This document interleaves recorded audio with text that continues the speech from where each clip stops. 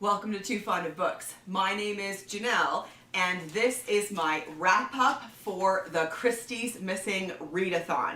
This was such a fun readathon. I had such a great time. It was all about reading Agatha Christie books and books about Agatha Christie during those 11 days that she went missing. So it was a really fun time to have the readathon as well. So thank you so much to the hosts, Berna from Berna's Bookish Adventures, Naomi from Naomi's Bookshelf, and Kevvie from Say Kevvie. Thank you guys for creating and hosting this event. It was so much fun. So let's just dive straight in. I fulfilled all the prompts, I'm so happy to say, but I'm going to talk about the books in the order that I read them because I am also, these are also fitting in with my Agatha Christie read-through project. So I will tell you what prompt they fulfill as we go. So we're going to start with Remembered Death. This was originally called Sparkling Cyanide, and this is from 1945. This is a Colonel Race novel, and the last time we saw him was in Death on the Nile. So it was fun to have Colonel Race back in the story. So the way I do things here for my read-through project, there's a few things that I look out for. I always first of all just read them trying to solve the mystery. That's always fun. If it's Poirot or Marple, there's specific things I look for. In all of the cases, I watch for Shakespeare because I find that Agatha Christie likes to quote Shakespeare a lot. And I also keep in mind the Agatha Christie universe, so I watch for if there's any connections between characters from different series. So what I'm going to do is I'll give a brief synopsis of this book. I will talk about universe stuff, and then I'm going to get spoilery, and then so that's how I'm going to do it. So in Remembered Death, when this book opens, it is almost a year since Rosemary has passed away. She died supposedly of suicide at her birthday party. There were 7 people at a restaurant for her birthday. Her husband, her sister, her husband's secretary, and then some friends. And she takes a sip of her champagne and she dies. And when the police find that there was poison in her bag, they assume that it was suicide. But now, like I said, it's almost a year later, and people have been remembering Rosemary. Things have come up that have made them start to second guess whether or not she actually committed suicide. Like I said in a previous video, I love how creative Agatha Christie is, and how every book is just a little bit different. She always tries something different in how she tells the story, how she frames the story, and this is another brilliant one. So Rosemary means remembrance, so Remembered Death is actually a really good title for this book, and this book is set up as 3 different books. Book number 1, Rosemary, and there's a chapter for each of the 6 people who were at her birthday party. Book 2 is All Saints Day, and then book 3 is Iris. And then before we even get to book 1, it says 6 people were thinking of Rosemary Barton, who had died nearly a year ago. So I really liked that. And then in part 1, each chapter is about a different person who was at her birthday party, and the first sentence is about how they were remembering Rosemary. So I really liked that. I thought that was really clever. I also picked up on the fact that there was a mention of Superintendent Battle. So this is great for my Agatha Christie universe. I need to make sure that I make that connection on my map. So here's the quote. Kemp is an inspector, a police inspector. Kemp was slightly reminiscent of that grand old veteran Battle in type. Indeed, since he worked under Battle for many years, he had perhaps unconsciously copied a good many of the older man's mannerisms. He bore about him the same suggestion of being carved all in one piece, But whereas Battle had suggested some wood such as teak or oak, Chief Inspector Kemp suggested a somewhat more showy wood, mahogany say, or good old-fashioned rosewood. And that's a quote from page 103. I thought that was awesome. Okay, so this is a closed circle mystery, since it would appear that if Rosemary wasn't murdered, it had to be one of the other 6 people at the table, or a waiter, because there were only 2 waiters at their table. Other than that, nobody else approached the table. So in my mind, that makes this a closed circle mystery. Okay, so I don't want to say any more without getting spoilery, so let's just dive straight in here. So if you haven't read Sparkling Cyanide yet, you may want to fast forward until you don't see spoiler on the screen anymore. So let's just dive straight into this. Book number 1, Rosemary. Chapter 1 is about Iris, and here's the first sentence. Iris Marl was thinking about her sister, Rosemary. And then another quote from that chapter. She must think, go back, remember. Rosemary, that's for remembrance. There was to be no oblivion. Chapter 2, we meet Ruth, and here's the first sentence of that chapter. Ruth Lessing, during a momentary lull in her busy day, was remembering her employer's wife, Rosemary Barton. I also noticed that another of the characters called Victor, he said he called Ruth the Ruthless, which I thought was interesting. It's a take on her character, possibly. We discover that Colonel Race had been invited to Rosemary's birthday party but was unable to attend. Colonel Rice is an acquaintance of George, Rosemary's husband. Chapter 3, we meet Anthony, and the first sentence, Anthony Brown was frowning into the middle distance as he thought about Rosemary Barton. We also get a quote from Shakespeare in this chapter. He felt as Romeo felt remembering Rosalind when he had first seen Juliet. So that one is obviously from Romeo and Juliet, and it's an interesting look into their relationship. Anthony Brown obviously had feelings for Rosemary, but he felt like Romeo remembering Rosalind when he had first seen Juliet. So who did Anthony see that made him feel like that? It was Rosemary's sister Iris. So that's interesting. Chapter 4, Stephen Faraday was thinking of Rosemary, thinking of her with that incredulous amazement that her image always aroused in him. And then we get this quote, a glass of poisoned champagne was about the only thing that would keep Rosemary quiet. So that's interesting, because we're going back to before Rosemary's birthday party. So I felt like that was a clue that I need to take note of, that Stephen was considering how the best way of keeping Rosemary quiet, Rosemary and Stephen were having an affair, was to kill her. But the fact that he flat out said poisoned champagne and that's how she died, Again, though, this is Agatha Christie, so maybe that was too obvious. Chapter 5 is his wife, Alexandra Faraday. Sandra Faraday had not forgotten Rosemary Barton. I thought that was a great first sentence, because as we come to learn in that chapter, she knew that her husband had had an affair with Rosemary. We also find out that Sandra gave Rosemary a sachet of aspirin at the party, and a sachet was what they found the poison in afterwards in Rosemary's bag. So it could have been poisoned. Ruth saw her do it, so did Iris, so that's interesting. Chapter 6 is George's chapter, and the first sentence is just Rosemary, ... And so that's awesome. There is another Shakespeare quote here. He understood in that moment just what Othello had felt.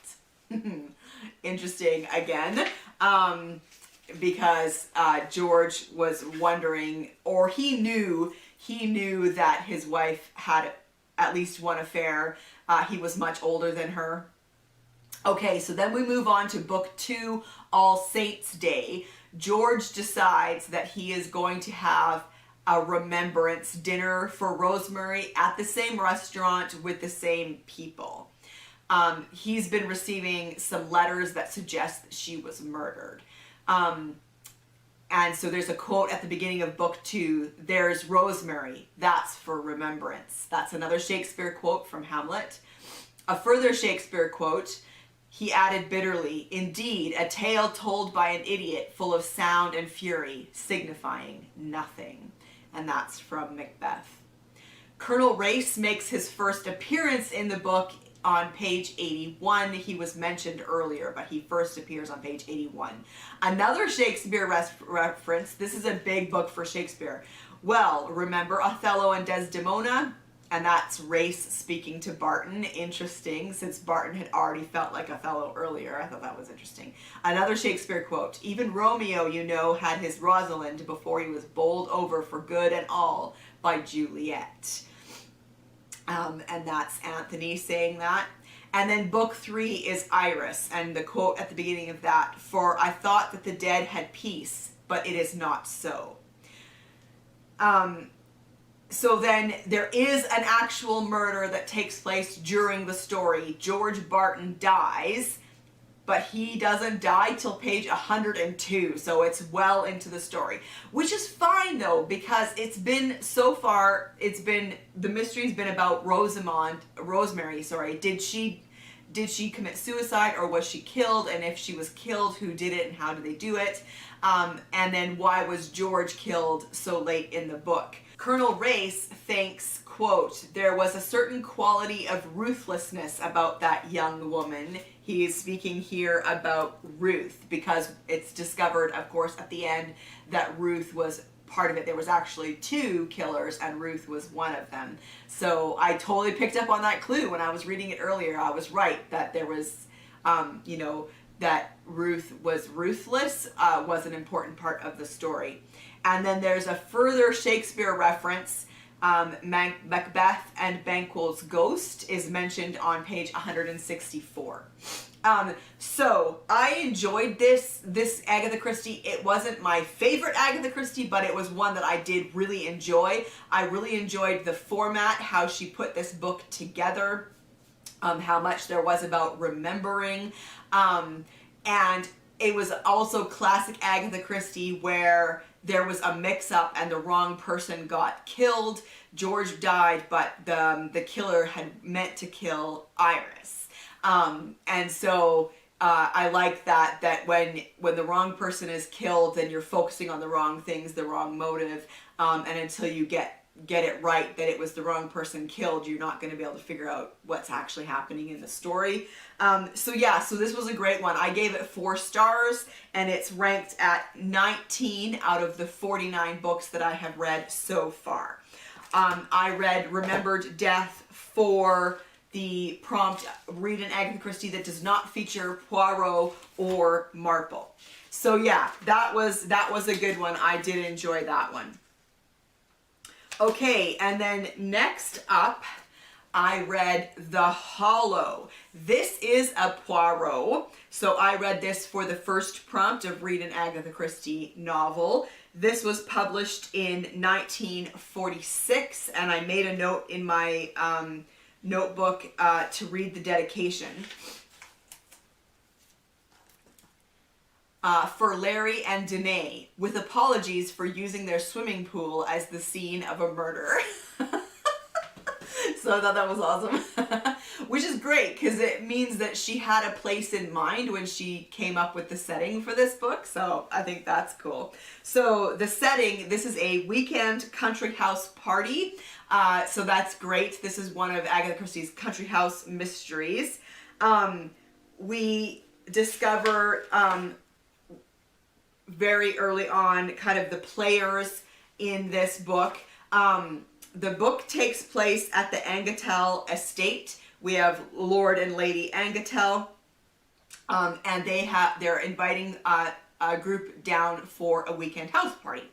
And while they are there, one of their guests gets killed. by the swimming pool, and another of their guests is found standing over the body with a gun in their hand. So, and then right on the scene is Hercule Poirot, which is fantastic. Actually, that was a really great part of the story. I did really enjoy that. Yeah, this one was great, and there's a lot to talk about, but I want to be able to do it without worrying about spoilers, so I'm just going to put spoiler across the screen right away and just dive straight in. So, guests at the party are Midge Hardcastle, who is a cousin of Lucy, Lady Angathel, and we learn pretty early on in the story that she's in love with Edward. John and Gerda Christou, Dr. John and Gerda Christou, are also guests at the party. John is a doctor who is having an affair with Henrietta. Henrietta Savernake is a sculptor, and she's also a guest at the party. David Angatel is related somehow. I was never entirely sure. He's some kind of a cousin, and like a potential inheritor of the house, the estate. And then we have Edward, who is Lucy's cousin, and Edward is in love with Henrietta. And so keep in mind that Midge is in love with Edward. Edward's in love with Henrietta. Henrietta is having an affair with John. Yikes, right? We also have Simmons, who is the housemaid, Mr. Gudgeon, who is the butler, and Veronica Cray, who is an actress, an ex-girlfriend of John's from before John married Gerda, and she is in renting a cottage close by. Close in the cottage next to her, we have Hercule Poirot, who has retired to the country to grow vegetable marrows, as he does periodically. Okay, Poirot makes his first appearance in chapter 11, which is on page 68. So he's in a good portion of this book, which I always like it when it's a Poirot and he's in it a lot. And Poirot is invited over to the Angatels for lunch or dinner, and he comes upon the murder scene. So the butler is leading him out to the pool, the guest house beside the pool, which is where they're gathering for cocktails before the meal. And when he arrives and he comes upon the murder scene, he sees John lying by the pool. John has been shot. Gerda is standing over him with a gun in her hand, and then there are a number of people at the scene as well. So one thing that I thought was really interesting was immediately Poirot thinks of it as a set piece. The whole scene, he finds it highly artificial, spectacular, mathematical, artificial again. And so these are the first things that come to his mind when he sees the scene. This is a quote. This artificially set scene had a point of reality, and that point of reality was the dead body, was John. Another quote, the others were pale, shadowy figures, actors in a remote drama, but this man was real. So I thought that was interesting, and I thought that was important to keep my eye on anything that's like real versus artificial. I felt like that would come up a lot in the book. And so yeah, artificial came up again. Poirot thinks the scene is artificial. There had been something artificial about all of it. So yeah, I started keeping track, and it was mentioned like 5 times about how it felt artificial. So obviously that was a huge clue. And then a little bit later, another quote, a scene staged, set to deceive. So then the question then becomes, who set that stage? Who is deceiving? Who is trying to deceive? Midge, thinking about the murder, the pool, says that it's unreal. So there's that again, real, unreal, real, artificial. Then I thought it was, as I was reading it, I thought like, the police and Poirot should be questioning Gerda's actions, not why did she pick up the gun, although they did ask, you know, why did she have the gun? She said that she found it on the ground and she picked it up, which is fine. That could be a you know, an action that a person would take if they come upon a scene and they're completely shocked. But the fact is that John wasn't dead yet. When Poirot arrived on the scene, John was still alive, and the last word he uttered before he died was Henrietta. So everybody was there, including Poirot.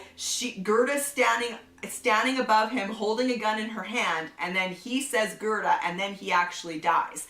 So when I was thinking about it, the police shouldn't have been asking so much, why did you pick up the gun? Because that's what she claimed she did, as opposed to why wasn't she down on her knees trying to help her husband? He was still alive. Like, and it seems to me that should have been questioned. Like, she was acting like he was already dead when he was still alive. So why wasn't she, you know, down on her knees trying to stop the bleeding or whatever, right? So in my mind, that was more suspicious, but they don't even ask her. So I thought that was interesting. The gun Gerda was holding, we discover, is not the murder weapon. Genius. Agatha Christie is so genius. So then I thought back to the scene, and there were two people carrying baskets, Lady Angatell and Henrietta. So that was a possibility of, you know, the murder weapon itself could have been hidden in one of those baskets. Edward was carrying a gun. He was also wearing a jacket with big pockets where he could hide a weapon. And then Midge and Henry came later, so it's unlikely that the two of them were hiding a weapon.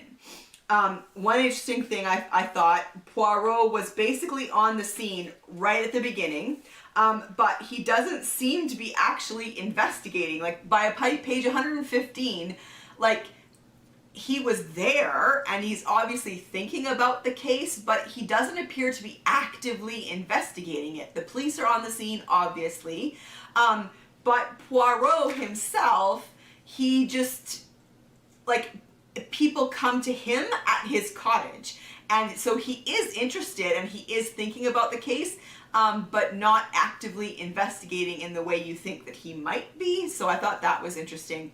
There was also a lot in this book that goes to prove my theory about Poirot and the truth. So I've said this in a previous video, that in my Agatha Christie read-through project, I like to look at how, like, what kind of an investigator Poirot is, and it seems to me that Poirot is all about truth, and there was lots about that in this book.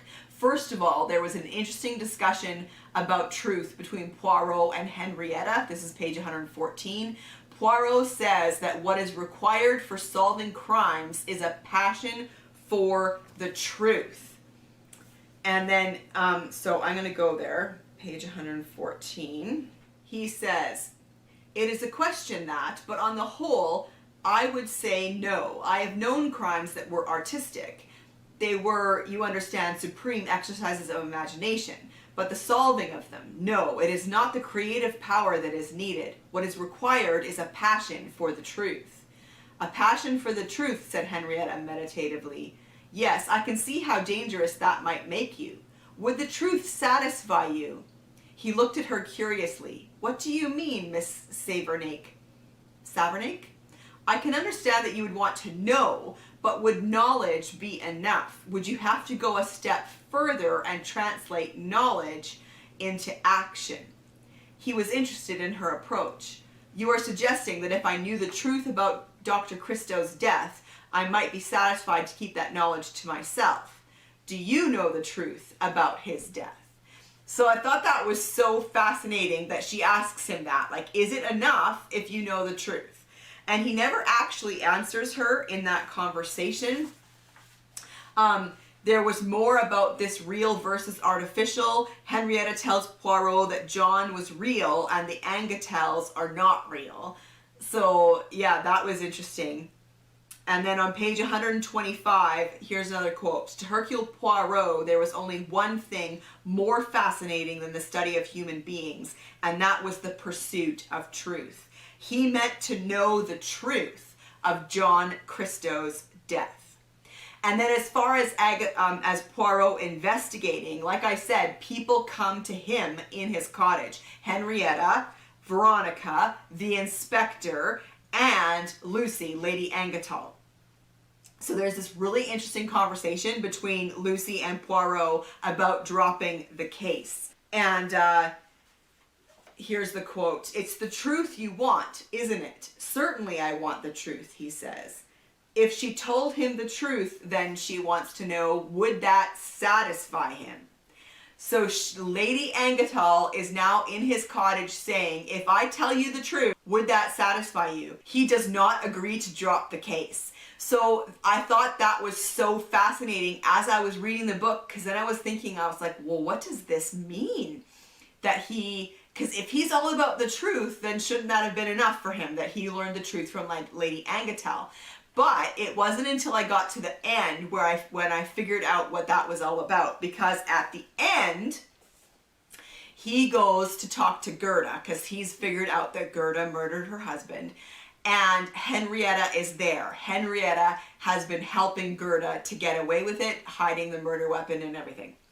And so in that conversation, I realized that Lucy knew part of the truth, but she wasn't directly involved.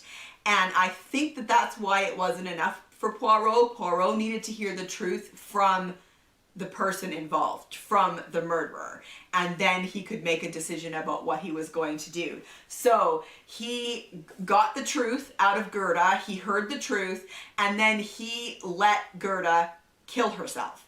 And this is not the first time that this has happened, that Poirot has let the killer kill themselves before the police could arrest them. And I think that that's all wrapped up in what's important to him. He knows the truth is revealed, and justice isn't what's important to him. If it was, then he wouldn't have let Gerda kill herself, and he would have ensured that she was arrested and went to trial. And so I find that interesting, because he's done this multiple times in the stories beforehand. So here's an interesting quote with Henrietta. She says, "And no one will ever know what really happened?" And Poirot says, "I think one person will know, Dr. Christo's son. I think that one day he will come to me and ask me for the truth." "But you won't tell him," cried Henrietta. "Yes, I shall tell him." "Oh no, you do not understand. To you it is unbearable that anyone should be hurt, but to some minds there is something more unbearable still, not to know. You heard the poor woman just a little while ago say, Terry, that's the son, always has to know. To the scientific mind, truth comes first. Truth, however bitter, can be accepted and woven into a design for living." Isn't that fascinating? I just think that is so interesting. So Poirot agrees to just let the whole thing drop, and if the police figure out the truth, they do, but he's just gonna let things go. Gerda has killed herself, and that's it. But he knows from what he's been told about the son that it's very likely that one day the son will want to know the truth, and he'll tell him the truth. I just think that's so fascinating. Okay, so that was The Holo. I did really enjoy this one. I thought it was, again, another really clever way to tell a story. She's, again, doing something a little bit different with her plot and the murder and how it all comes together. And I loved how much there was in here about Poirot and truth. I thought that was so interesting. So I gave The Holo 4 stars. I did really like it, and it's currently sitting at 16 out of 49, so I did like it a little bit better than Sparkling Cyanide. Although, let's be honest, it is pretty difficult to try and yeah, to try and rank Agatha Christie, I do have a hard time with that. Okay, and then I read Murder at Maliwin Hall by Colleen Cambridge. Now, this didn't fit any of the prompts, but I read it during this week because Agatha Christie is a character in this book. And I thought that was so much fun. This book just came out this year, 2021, and it's set at a fictional home of Agatha Christie called Mallowan Hall. It's set in 1930, so she is married to Max Mallowan. And in this book, they have invited a group of people for a weekend house party. So it is a classic country house party story. The main character, though, is the housekeeper, Phillida Bright. Now, Phillida Bright knows Agatha Christie from before. They met, I believe, during the war, the First World War. And so they have a friendship. They have an interesting connection. And this book was fun. I did enjoy it. There is a body is found in the library and it's a stranger. It's a man showed up after everybody else claiming to be a reporter who had an interview appointment with Agatha Christie, and Agatha Christie's like, no, I don't, remember having an appointment. But there's bad weather, there's a storm, and so they invite him to spend the night. And then the next morning he is found by Phillida dead in the library. And so she is very interested and she starts investigating. There's police. And yeah, I just liked it. She was a good character. I really liked her as a character. There's obviously stuff from her past that is hinted at that we don't really know a lot about. But I would definitely read more if more books come out in this series because I'm curious. Agatha Christie was in this book, not a huge amount, but a bit. And that was really fun. Yeah, I enjoyed this. Although, honestly, I liked the first half better than the last half. And so I think I gave it like 3.5 stars. It was a good debut, a good start. And I would read more from this series. All right, and then I read Lowcountry, Boyle by Susan M. Boyer. This was for the prompt of reading an Agatha Christie award winner, and this is the 2012 Agatha Christie award winner. I was interested in this one already anyway because Becca from Hicks Picks Books has talked about this book and this series a lot, so I thought I'd give it a shot. It is set in South Carolina. And the main character is Liz Talbot. She's a private investigator. So I am also counting this for Cloak and Dagger Christmas for the prompt of read a book with a private investigator. So bonus. Okay, so she gets a call that her grandmother has died, and the family live in a village on an island off of South Carolina. So she goes home to go to the funeral and everything. She discovers that her grandmother was actually murdered. Her brother is the chief of police in their town, and he's looking into the murder. And of course, Liz is going to look into it as well because she's a private investigator. This one was fun. I liked there was kind of a bit of sense of humor in this. I liked the family relationships. I liked the relationship that she had with her parents, her grandmother, and her siblings, because there's a sister as well. There is an unusual relationship with her high school best friend who had died when they were 17, 18, I think. Her ghost appears to Liz, and so that's kind of a funny part of the story too. An interesting part of the story. Yeah, I enjoyed this one. I think I would read more in the series. I was intrigued enough to pick up more. Okay, and then I read The Labors of Hercules, and this was for the prompt of reading a bad weather story. This is a short story collection, and one of the short stories, Poirot is being driven by his chauffeur, and there is bad weather, there is snow, and so he can't continue in his journey. He has to stay at this village, and that's how the story starts, so I'm totally counting it. Okay, so this was written in 1947, and it's a collection of short stories, but they are all interconnected short stories, which I find really interesting. And unlike other short story collections, they are all Poirot. So there are there's 13 chapters, the 12 short stories plus an opening chapter that kind of gives you the framework for this book. And that's called How It All Came About. He is having a discussion with a friend of his, and they're talking about Hercules. And this friend of his is a classicist, and Poirot admits that he doesn't actually really know much about the classics. And so this guy's talking about his namesake, Hercules. And Poirot, from that conversation, Poirot decides that he is going to accept 12 cases that are connected to each of the 12 labors of Hercules. And I just thought, well, that's just fun. That's just a fun way of kind of connecting the stories in a short story collection. In that chapter, we discovered that Poirot had a brother called Achille. And again, there's that connection to the classics, to Achilles.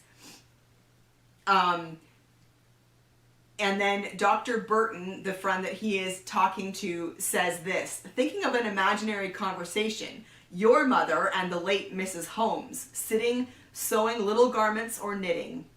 Achille, Hercule, Sherlock, Mycroft. So I just thought that was a fascinating quote, because that means that Sherlock Holmes is real in this world. So that's all right. I like to think of a world where Hercule Poirot and Sherlock Holmes were both real people. I think that's awesome. Miss Lemon also shows up in this chapter as his secretary. So this is Agatha Christie universe stuff here. We last saw Miss Lemon in the short story How Does Your Garden Grow? From the Regatta Mystery in 1940. So there are 12, like I said, there are 12 cases. Miss Lemon shows up in a couple of them. George, his valet, shows up in a few of them. And these cases are stuff like he investigates dog napping. He investigates rumors that a man poisoned his wife. He investigates a missing lady's maid, a killer, a complex political scandal, blackmail, etc., etc. There is a Shakespeare quote in the Lernean Hydra,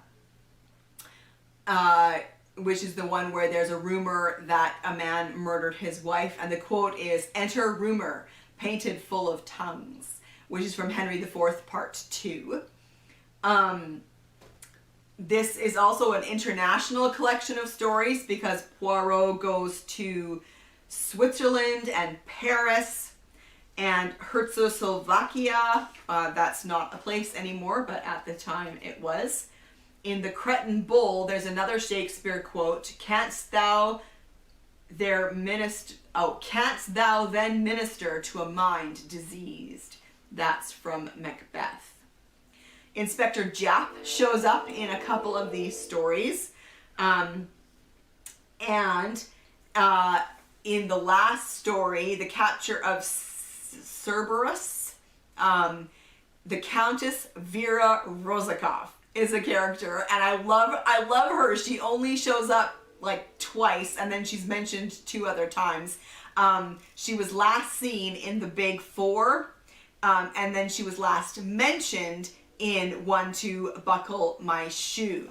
And there's this great quote. So I love it when the Countess Vera Rozakov shows up in a Poirot story, because then there's always that question of, like, who is she? Like, she's the woman, you know, like with Sherlock. and Irene Adler. I think that that's what it is. I do think he likes her though. I don't know. So let's get into this. 231. Here's the quote. It is the misfortune of small, precise men to hanker after large and flamboyant women. Poirot had never been able to rid himself of the fatal fascination the Countess held for him. Though it was something like 20 years since he had last seen her, the magic still held. Granted that her makeup now resembled a scene painter's sunset with the woman under the makeup well hidden from sight. To Hercule Poirot, she still represented the sumptuous and the alluring.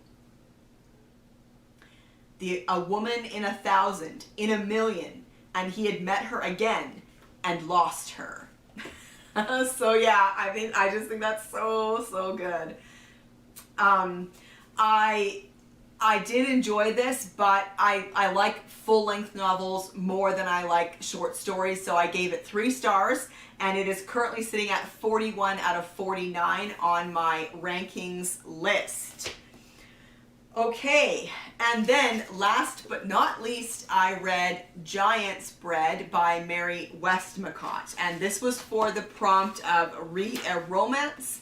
And so I decided to just go straight for Mary Westmacott, which is the pseudonym that Agatha Christie wrote her romances under. And this was written in 1930. And yeah, this one, I don't know that I loved it, mostly just because I didn't really like the characters. But I have to admit that it's very well written, and the story itself drew me in, that I was really interested. So yeah, so we meet Vernon, and we meet him when he's a preschooler, and then he grows up. But we get a good amount of his childhood in this book, and a neighbor named Sebastian, who becomes Vernon's best friend, Vernon's cousin Josephine, and Vernon and Joe are best friends. They're more like brother and sister. They're really close. And then another girl who lives in the neighborhood for a while named Nell. And when Vernon grows up, he falls in love with Nell. Sebastian has always loved Joe. You know, so there's a lot of like love triangles and unrequited love and stuff like that. But it's interesting that Vernon is considered by Sebastian and a few others as a musical genius. So that was a really interesting part of the story, because he never came to music the way that everybody else does. Like he as a child, it appeared that he hated music. He never took lessons with anything, and yet he had this passion for writing certain kinds of music. And so that was actually a really interesting part of the story. But really it was about who loved who and whether it was requited or unrequited. And so yeah, I don't know. This is the second Mary Westmacott, and I have to admit, I prefer Agatha Christie's mysteries, I think, to her love stories. And you could say that they're romantic suspense. There is elements of mystery in her stories, and I don't think she could get away from that. But I do prefer her full-on mysteries to the rest of them. So there you have it. That is what I read for the Christie's Missing Readathon. This was a slightly longer video, but that's okay. I think it's, I like to talk about the Agatha Christie books that I've read. Have you read any of these books? Let's chat in the comment section down below, and I will see you for another video soon. Bye.